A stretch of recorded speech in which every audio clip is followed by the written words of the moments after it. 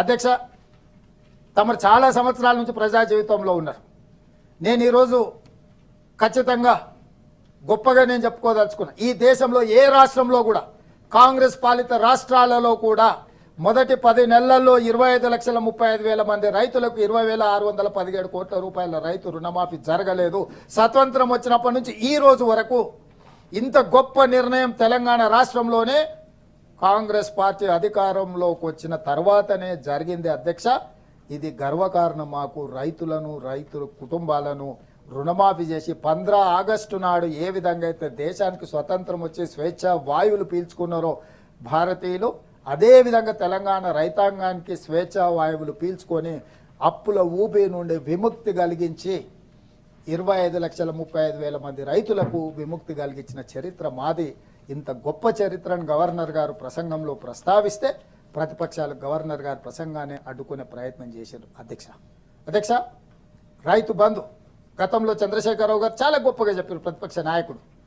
కానీ 2023 వారు రైతు బంధు ఇవ్వకుండానే ఎన్నికల కోడ్ను అడ్డం పెట్టుకొని ఆ రైతులకు రైతు బంధు రాకపోతే అధికారంలోకి వచ్చిన ఎంబడే 7,625 కోట్ల రూపాయలు వారు ఇవ్వకుండా రైతులకు ఎగవేసిపోయిన వాటిని కూడా మేము వచ్చిన తర్వాత మా బాధ్యతగా భావించి, ఆ హామీ మాది కాదు, ఆ హామీ గత ప్రభుత్వాన్ని, కానీ గత ప్రభుత్వం ఇచ్చిన హామీ అని రైతులకు మేము అన్యాయం చేయలేదు.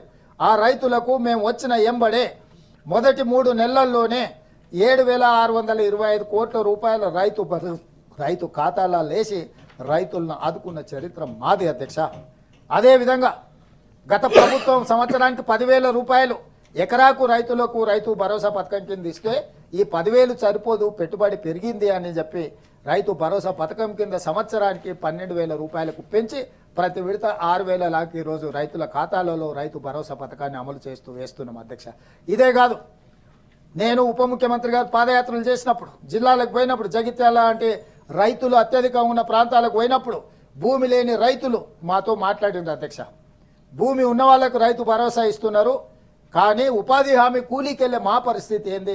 మమ్మల్ని ఆదుకోవాలి కదా, మేము కూడా మీ ప్రజలమే కదా, మేము ఎన్నుకున్న ప్రభుత్వమే కదా, మీరు మా గురించి ఆలోచన చేయండి అని అడిగినప్పుడు అందరితో ఆలోచన చేసి ఆ కుటుంబాల ఆవేదన అర్థం చేసుకోదగింది అని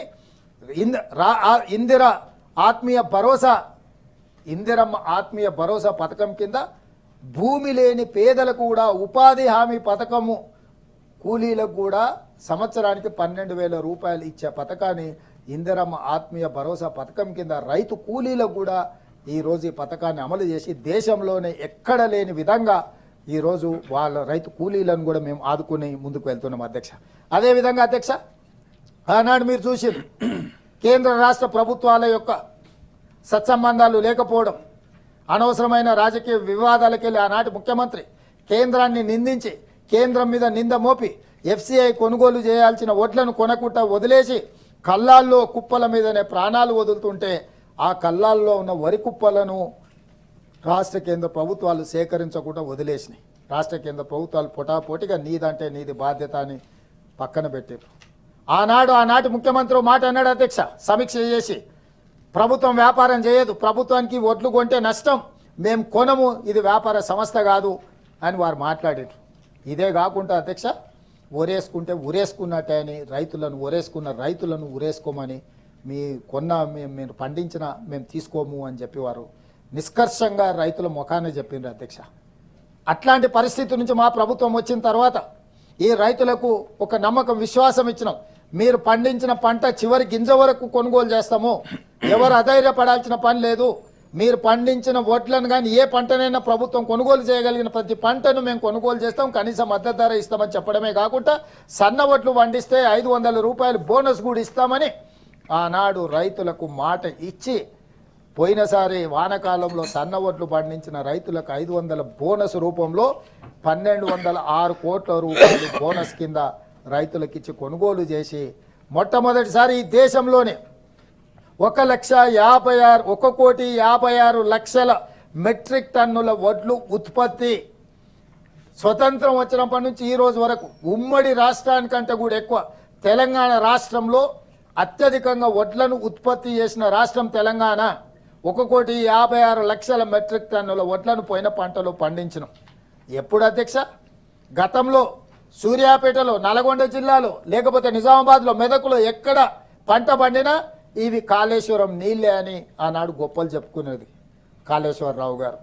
ఆ కాళేశ్వరరావు గారు 1,00,000 కోట్లు పెట్టి కట్టిన కాళేశ్వరం 3 ఏళ్లలోనే కూలిపోయింది.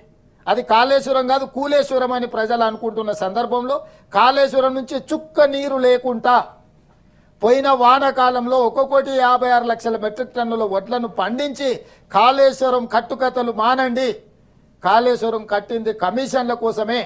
ఆనాడు కాంగ్రెస్ పార్టీ కట్టిన శ్రీరామ్ సాగర్, శ్రీపాద, ఎల్లంపల్లి ప్రాజెక్టుల ద్వారా సాగునీరును అందించి ఆనాడు కట్టిన శ్రీశైలం, నాగార్జున సాగర్ కింద నల్గొండ జిల్లాలో అత్యధికంగా తమరు నివసించే ప్రాంతంలో, మిర్యాలగూడ లాంటి ప్రాంతంలో అత్యధికంగా వడ్లను పండించి ఈ దేశానికి తలమానికంగా నా రైతాంగం నిలబడ్డది.